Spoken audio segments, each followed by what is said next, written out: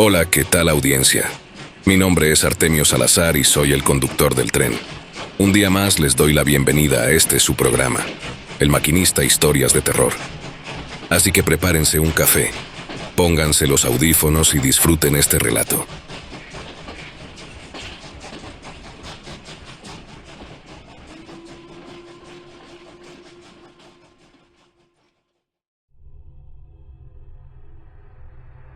Se dice que en diversas partes de México, en la época de la Revolución Mexicana, allá por el año 1900, grandes señores hacendados tenían enormes fortunas de riqueza y poder. Cuando comenzó la lucha por la repartición de las tierras y demás, los dueños empezaron a guardar sus riquezas en diversos cofres para enterrarlos en cada espacio de sus propiedades, porque no querían perderlas en manos de los revolucionarios. Con el paso de los años, algunos de esos baúles han sido descubiertos, dotando de fortuna a quien los encuentra. Pero también se dice que, entre esos cofres llenos de fortuna, existen algunos que fueron protegidos por la magia oscura, con el objetivo de jamás ser abiertos. Con esos rumores y leyendas del México revolucionario, se cuenta la existencia de los cofres malditos, que traen como consecuencia una maldición para quien se atreva a abrir uno de ellos. Eso mismo le pasó a uno de mis tíos.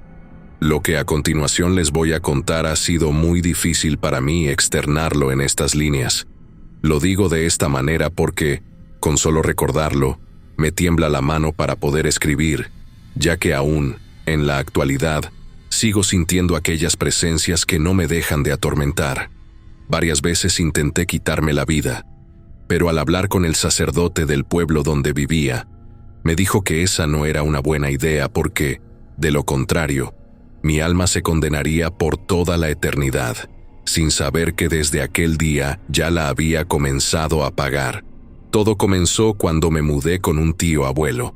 Tenía aproximadamente 16 años y estaba por cumplir 17 en un par de meses.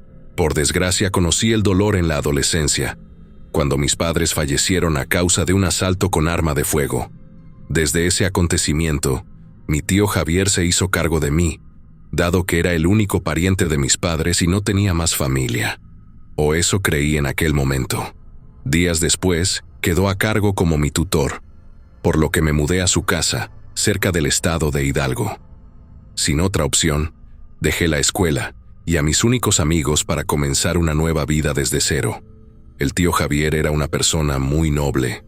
Me agradaba estar con él, pero extrañaba tanto a mis padres que, aunque él me demostraba su cariño, no era suficiente para llenar ese gran vacío. Cuando llegamos a lo que sería mi nueva casa, al principio tuve una extraña impresión. Definitivamente era muy grande. Tenía 2 plantas y 6 habitaciones. Parecía una de esas casas construidas entre los años 1890 y 1930, por la forma de las puertas y ventanas, y el material del techo, que era prácticamente toda de teja roja.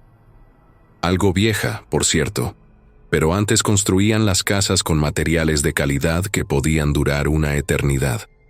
A pesar del desgaste de la pintura, seguía siendo una casa muy bonita, porque adentro, en el recibidor, había una fuente con forma de un caballo galopando que dejaba caer un chorro de agua a través de su nariz sobre una pileta de piedra.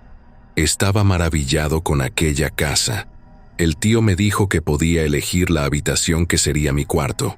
Sin pensarlo 2 veces, corrí hacia donde estaban las puertas cerradas para abrir una por una. No me había sentido tan bien desde el funeral de mis padres, así que decidí ser feliz en mi nueva vida, recordándolos siempre con amor. Sabía que ellos, desde donde estuviesen, me estaban cuidando. ¿Te gustó la casa?, me preguntó mi tío mientras fumaba un cigarrillo. Así es, realmente es hermosa, le contesté, asomándome por la ventana y mirando los árboles de ciruelos rojos, que eran mis favoritos. Pues la acabo de comprar. Si encuentro lo que busco, seremos muy ricos, dijo con una expresión de satisfacción en su rostro. ¿Por qué dice eso?, pregunté asombrado. Ya lo verás, contestó, dándose la vuelta y subiendo a su habitación. En ese momento, una voz interrumpió mi meditación. Al voltear la mirada, vi a una señora como de 50 años, con 2 largas trenzas adornadas con listones de color naranja. «Buenos días», saludé con cortesía. «Buenos días, jovencito. ¿Con qué es usted el sobrino de don Javier?» «Mucho gusto», dijo, extendiéndome la mano. «Mucho gusto, señora. Mi nombre es Diego». «Es un gusto. Yo me llamo Isabel, pero todos me dicen Chave. Tú puedes llamarme como más te agrade». Doña Chave me agradó demasiado. Admiré sus largas trenzas, ya que, en la actualidad, las mujeres ya no las usaban. Ella se encargaba de la limpieza y de la cocina, y déjenme decirles que tenía una sazón digna de los mismos dioses. Era una persona de pocas palabras, pero cuando se prestaba a platicar, sacaba de la manga un sinfín de historias que habían ocurrido en los alrededores de aquella casa. Hubo una ocasión en la que me encontraba buscando en internet la escuela más cercana del poblado, y en ese momento doña Chave me dijo que, al otro lado de la casa, donde había un río, se encontraba una pequeña escuelita. Sin embargo, un día 3 niños se ahogaron, y los padres decidieron cerrar el espacio educativo. Los niños quedaron en el fondo de ese pequeño lago, y nunca lograron recuperar sus cuerpos. A partir de ese acontecimiento, la gente juraba ver a los pequeños jugando en la pequeña escuela, que ya no se utilizaba. Otra historia me contó la señora, pero la que más me llamó la atención y me sorprendió demasiado, al grado de olvidarme del tiempo, fue la leyenda o relato de los cofres malditos de dinero que en vida le pertenecieron a don Fausto. Déjenme decirles que aquel hombre era dueño de unas 30 hectáreas, que comprendían desde la ubicación de la casa de mi tío hasta el lago donde se ahogaron los niños. La extensión era demasiado grande y era utilizada para la siembra de maíz, frijol y cebada. Doña Chave mencionó que don Fausto hizo una gran fortuna explotando a los peones, a quienes les pagaba una miseria. En aquellos tiempos, los granos que se cultivaban en estas tierras eran muy demandados y comerciales, por lo que al señor no le costó mucho tiempo hacer riqueza y fortuna. Pero, para su desgracia, comenzó la lucha por la repartición de tierras, y su egoísmo, ambición y avaricia lo llevaron a proteger su dinero a costa de lo que fuera. Aquí fue cuando presté más atención, porque era la parte más interesante de esta historia. Resulta que el señor Fausto conocía a Teodora, una mujer que era la bruja de la región. La buscaban para que realizara trabajos de brujería a cambio de cuantiosas cantidades de dinero. Era por ello que la mujer gozaba de una buena casa, con las mejores comodidades.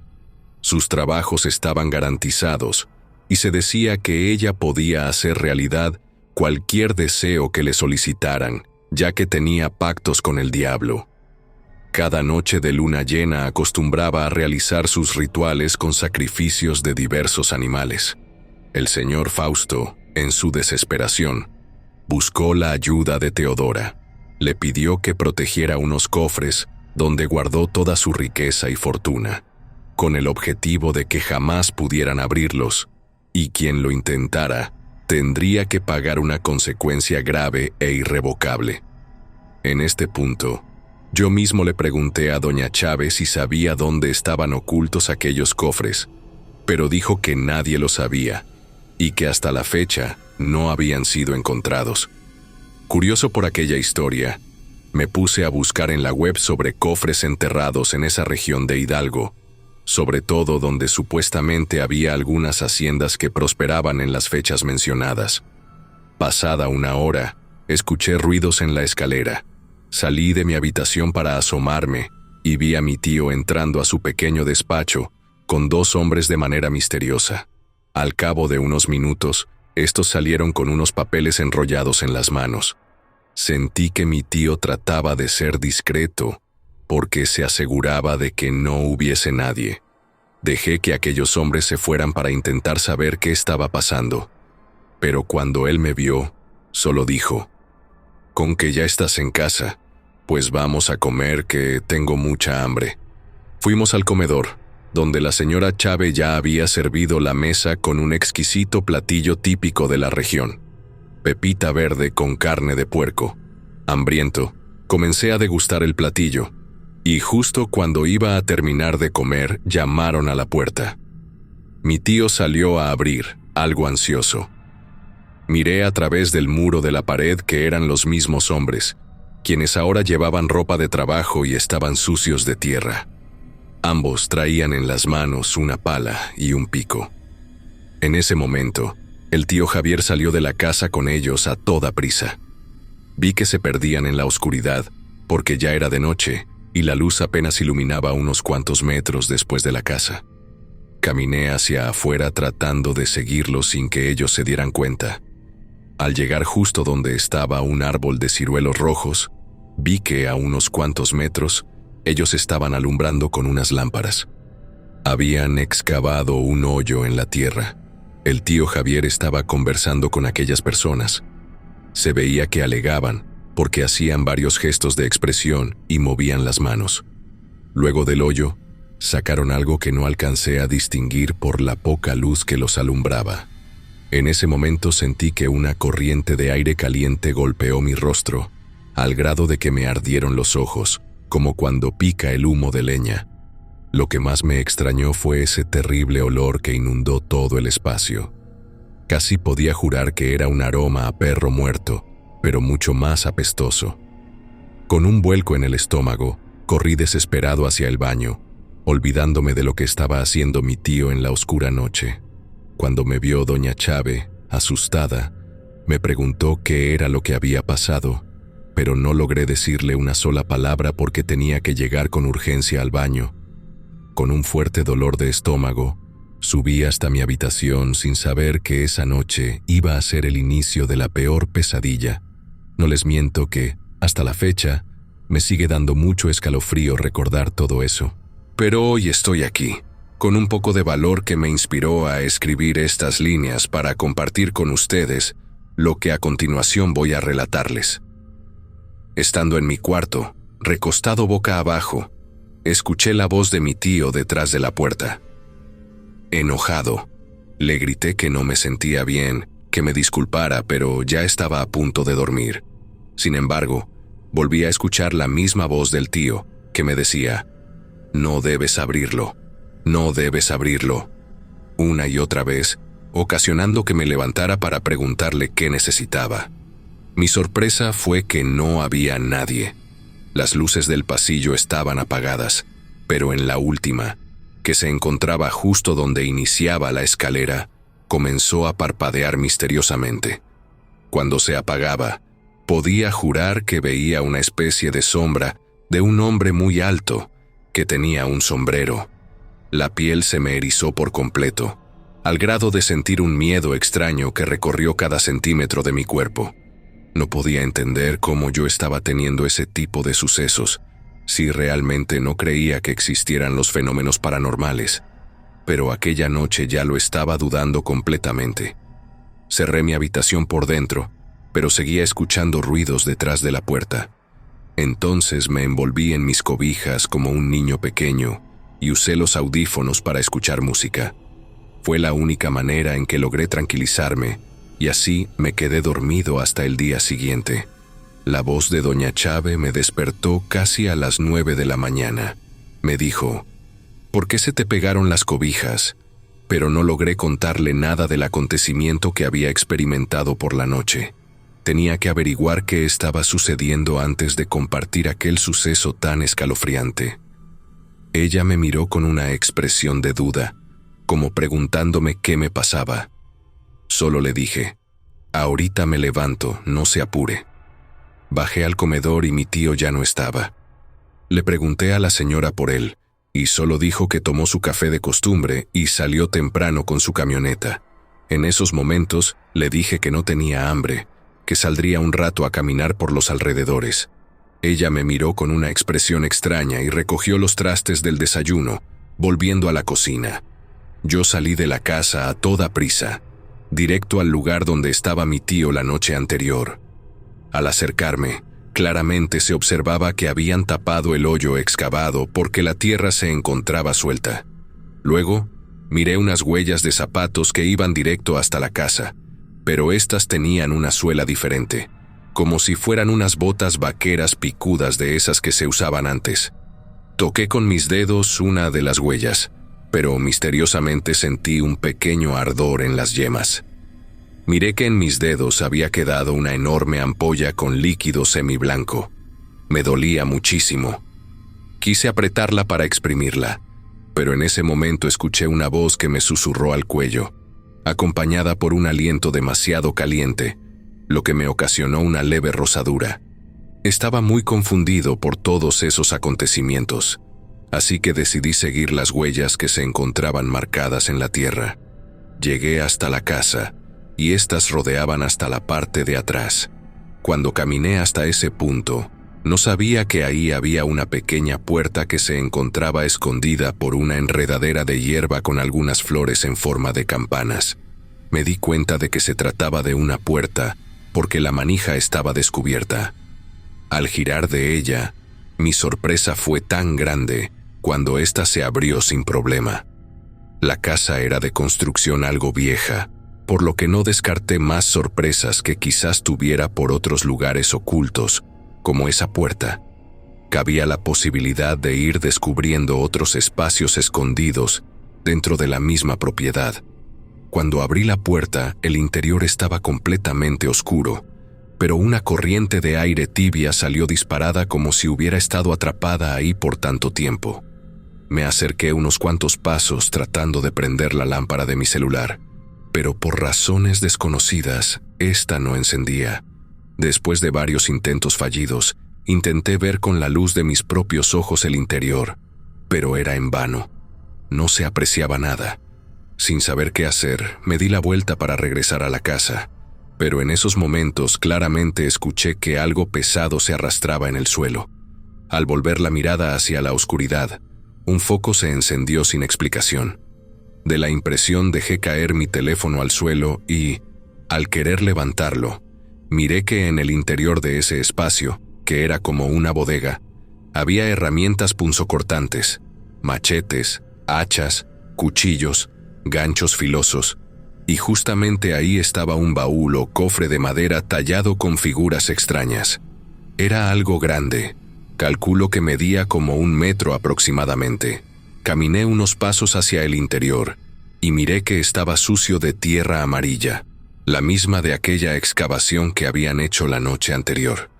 Quise mirar y observar por más tiempo, pero en esos momentos, la voz de mi tío me interrumpió. ¿Me puedes decir qué estás haciendo aquí?, preguntó desde la puerta. ¿Este cofre?, dije señalando. ¿De quién es? No deberías estar aquí, me contestó. Pero ya que deseas saber, quiero que sepas que en este cofre hay una inmensa fortuna. Solo tenemos que abrirlo. De inmediato recordé la historia de Doña Chávez sobre los cofres de tesoros enterrados en la región donde se encontraba la casa. Le advertí a mi tío sobre aquellas historias que se contaban, pero él, riendo a carcajadas, solo respondió de manera sarcástica: ¿A poco crees que los muertitos van a seguir cuidando de sus fortunas? Ja, ja, ja, qué ridículo. Minutos después, aparecieron aquellos hombres que vi la noche anterior con herramientas para abrir el cofre. Pregunté a mi tío qué iban a hacer, y solo respondió que al querer abrir el candado, no lo lograron por ningún medio, y que esta vez habían traído herramientas para cortar el cofre. El tío Javier ordenó que lo sacaran al patio, pero no lograron moverlo. Al parecer estaba demasiado pesado. ¿Qué sucede?, preguntó mi tío. No lo podemos mover, contestó uno de los señores tratando de mover el cofre. No es posible, ayer lo trajeron hasta aquí. Pues no sé qué pasó, señor, pero hoy no lo podemos levantar, dijo la otra persona. Imposible, exclamó mi tío, acercándose para ayudarles, pero entre los tres no lograron levantarlo. Debido a que ese espacio era demasiado grande, el foco que estaba encendido apenas y alcanzaba a alumbrar la parte donde se encontraba el cofre en el suelo. Pero déjenme decirles que en el momento en que mi tío y aquellos señores intentaban cargarlo, de reojo vi la silueta de alguien más que estaba atrás de ellos. Al querer visualizar más entre la oscuridad, esta desaparecía y ya no veía nada. Con una sensación de miedo, me retiré de ese lugar mirando cómo mi tío y aquellas personas se esforzaban por mover el baúl hacia la parte de afuera, pero después de varios intentos fallidos decidieron darse por vencidos e intentar abrirlo desde donde se encontraba. Me retiré del lugar hacia la casa. Había olvidado que tenía que ir hasta el pueblo para tomar el autobús que me llevaría al centro del municipio, para conocer la escuela donde pensaba inscribirme. Cuando entré a la casa por mi mochila, la señora Chávez no estaba por ningún lado, pero una olla hervía en el fogón cerca de la estufa. Me acerqué por el aroma que olía rico, y al quitar la tapadera del recipiente, vi que había unos frijoles negros que hervían con tocino. Con el hambre en el estómago, quise servirme una ración en un plato antes de irme, y justo cuando estaba a punto de probar bocado, miré que en la puerta de la cocina pasó un hombre caminando, vestido con pantalón ajustado, botas de cuero y un sombrero de color miel tipo paja. Me quedé mirando hacia la puerta, ocasionando que me quemara la lengua con la cuchara. De inmediato dejé caer el plato al suelo de la impresión y salí de la cocina mirando para todos lados, pero no había nada. Confundido por lo que había visto, salí de la casa para alcanzar el autobús que iba a pasar por el sendero justo a las 2 de la tarde.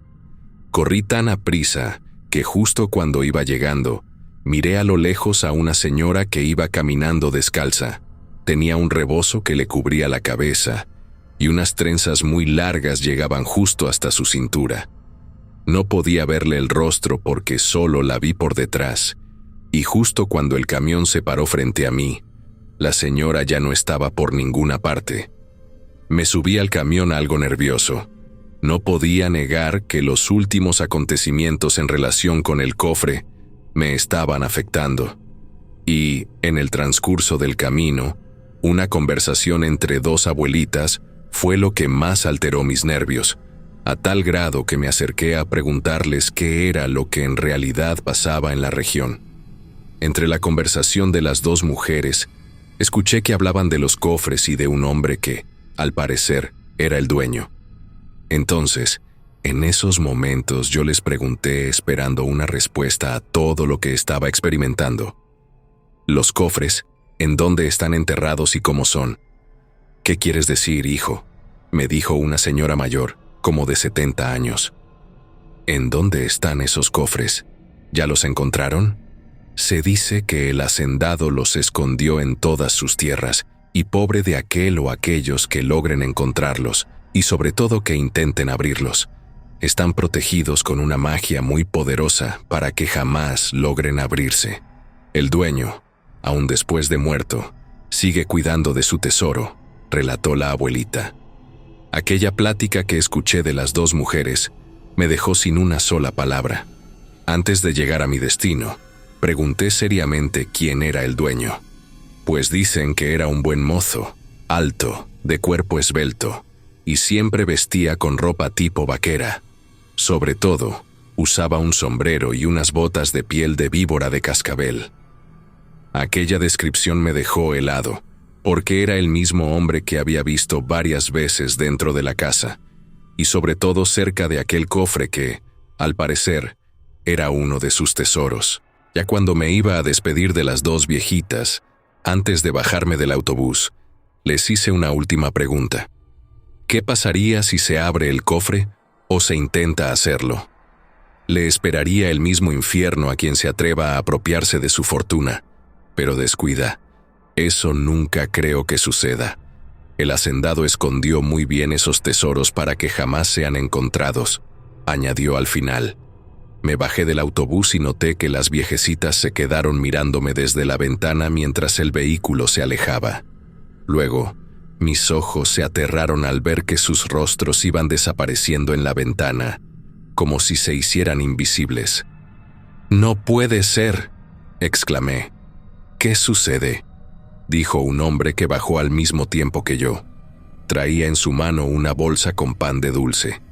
Esas viejitas desaparecieron en la ventana del autobús.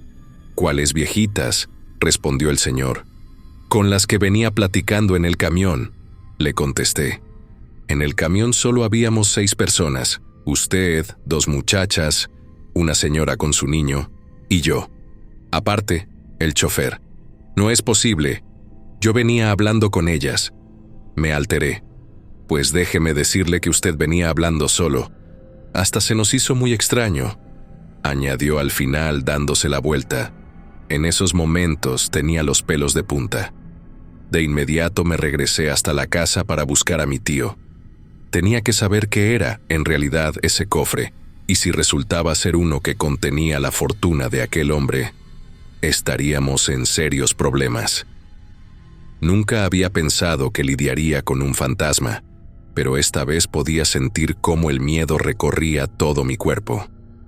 En el camino de regreso, le llamé varias veces por el celular, pero no logró contestarme. De repente, un extraño ruido hizo zumbar mis oídos a través de la bocina del móvil que tenía en el oído, y fue por esa razón que lo dejé caer al suelo. Con el impacto, la pantalla terminó haciéndose pedazos. «¡Mierda!», exclamé, levantando mi teléfono mientras veía una llamada entrante precisamente de mi tío. «¿En dónde se encuentra?», le pregunté agitado, pero no recibí respuesta en ningún momento, y después de esperar a que él me respondiera, decidí colgar la llamada y tomar el autobús de regreso. La tarde estaba cayendo. Al entrar en la región donde se encontraba la casa, que prácticamente era un lugar solitario, me bajé a toda velocidad y corrí. Al pasar por el lago donde se encontraba aquella escuelita que mencionó la señora Chávez, vi que había 3 niños sentados de espaldas, lanzando piedras directamente al agua. Me detuve un rato y les grité, «¡Hey, tengan cuidado!». Cuando ellos me escucharon, detuvieron lo que estaban haciendo y al voltear hacia mí, caí al suelo de la impresión al ver que sus rostros eran prácticamente un esqueleto. Luego, al parpadear, ya no estaban. Mi cabeza estaba a punto de estallar y los nervios recorrían cada centímetro de mi piel. Decidí ir por mis cosas para regresar a la casa donde vivía antes de que llegara mi tío, porque ya no quería estar un minuto más en aquel lugar. Pero cuando llegué, la puerta estaba abierta y un extraño olor me hizo retroceder antes de entrar. Caminé hasta donde se encontraba el cofre y vi varias herramientas, como taladros, sierras y machetes, entre otras, regadas por todo el patio. Sin embargo, cuando estaba a punto de darme la vuelta, oí nuevamente que algo se arrastraba en el interior de la bodega. Movilizado por la curiosidad, me asomé sigilosamente, y ahí vi que las 2 personas que estaban con mi tío se encontraban tendidas en el suelo y no se movían. Tenían una expresión de terror en sus rostros, mientras que sus ojos permanecían abiertos. Asustado, corrí al interior de la casa, tratando de llamar por el teléfono de línea, pero al ver que no funcionaba, intenté encender mi móvil, que estaba estrellado. En esos momentos, escuché pasos provenientes del pequeño despacho de mi tío. Entonces grité, «Tío, ¿es usted?», pero no recibí respuesta alguna. De pronto sentí que alguien pasó caminando a mis espaldas. Al darme la vuelta, alcancé a ver la misma sombra de aquel hombre de sombrero y botas vaqueras. Este se detuvo y regresó lentamente hasta donde yo estaba. Se quedó inmóvil frente a mí, con la cabeza agachada y sosteniendo su sombrero con una mano. Cuando le pregunté quién era, lentamente levantó la mirada y, al ver que sus ojos resplandecían, caí al suelo de la impresión, golpeándome la cabeza. Tiempo después, abrí los ojos y todo estaba en total oscuridad. Me levanté, intentando encender una de las lámparas que apenas alumbraban un poco el espacio. En ese momento, caminé hacia arriba de las escaleras cuando escuché la voz de mi tío. Subí lo más rápido posible. Al llegar, la puerta de su cuarto estaba abierta, y al entrar, ahí estaba él, tendido en su cama con las manos y los pies extendidos. Tenía la boca y los ojos bien abiertos, como si hubiese sido sorprendido y aterrado. De repente, mi móvil sonó. Al mirar quién llamaba, no lograba ver nada por la pantalla estrellada, pero me di cuenta de que era uno de mis compañeros de la escuela, a quien había dejado atrás.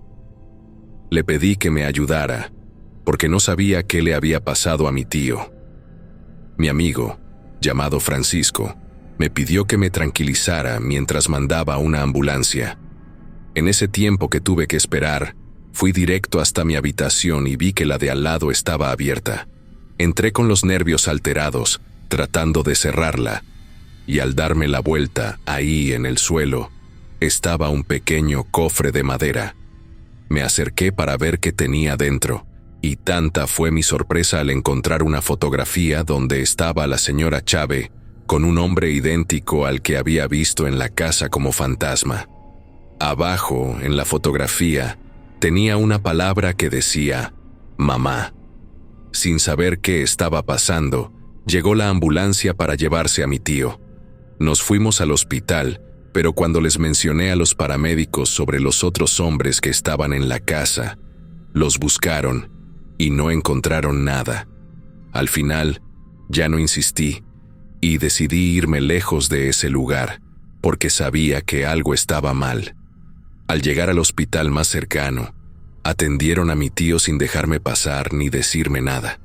En esos momentos, mientras esperaba, un señor se acercó hasta mí para decirme: «Ustedes encontraron un cofre, ¿verdad?». Justo cuando me hizo esa pregunta, vi al doctor que se acercaba hasta donde yo estaba, para darme la terrible noticia de que mi tío había muerto de un paro cardíaco. La noticia me cayó como una bomba. No podía creer que el tío Javier, mi única familia, hubiese fallecido. Entonces comprendí muchas cosas.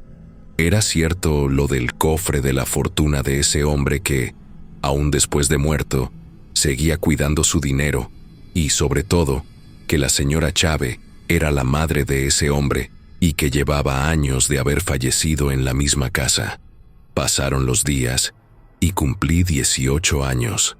Regresé a la casa y enterré el cofre en el fondo de la laguna. Vendí la propiedad y me fui a la ciudad a trabajar como mesero en un restaurante. Pero aunque logré devolver el cofre de dinero a las tierras de su dueño, por las noches siento su presencia al pie de mi cama, diciéndome: «¿Dónde está mi demás dinero?».